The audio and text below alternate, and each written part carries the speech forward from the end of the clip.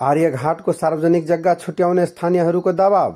लछुनिया गाउँपालिका 1 सोहनी टोलका स्थानीय बासिन्दाहरूले आज 2082 साल मङ्सिर 1 गते वडा कार्यालय 1 र 2 मा पुगेका छन् र आर्यघाटका लागि नापी नक्सामा यथावत रहेको सार्वजनिक जग्गा तोकिदिन माग गर्दै वडा अध्यक्ष दिलीप यादव र लालजी शाहलाई औपचारिक रूपमा ज्ञापन पत्र बुझाएका छन्। स्थानीयको भनाइअनुसार सो क्षेत्रको आर्यघाट वर्षौंदेखि अत्यावश्यक सार्वजनिक आवश्यकता भए पनि अझैसम्म यसको जग्गा आधिकारिक रूपमा छुट्याउने कार्य सम्पन्न हुन सकेको छैन।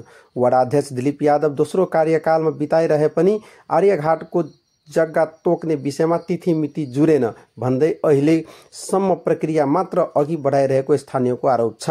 ज्ञापन पत्र बुझाउन पुगेका स्थानीयहरूले जनप्रतिनिधि स्वयं पत्र बोकेर गाउँपालिका जाने, जानकारी दिने भन्ने जस्तो सबै प्रक्रिया बताए पनि अन्तिम निर्णय वार्डले गर्न सक्छन्। जग्गा छुट्याउनका लागि नापी नक्सा र सरकारी अमिन चाहिन्छ, त्यो हुन नसक्नु अत्यन्तै दुःखद रहेको टिप्पणी गरेका छन्।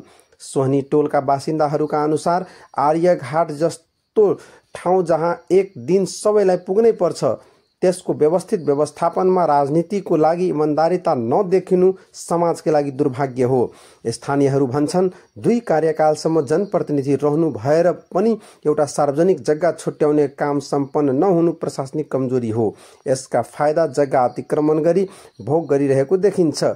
यस क्षेत्रले डाक्टर रामवरण यादव जस्ता पहिलो राष्ट्रपतिको योगदान, रघुवीर महासेठ जस्ता शक्तिशाली मन्त्रीहरूका पहलहरू देखिसकेको छ, तर स्थानीय सतर्कताकै कारण आर्यघाटको जग्गा सुनिश्चित उचित डिजाइन र निर्माण गर्न अझै कठोर परिश्रम गर्नु परेको स्थितिले दिक्क लाग्दछ।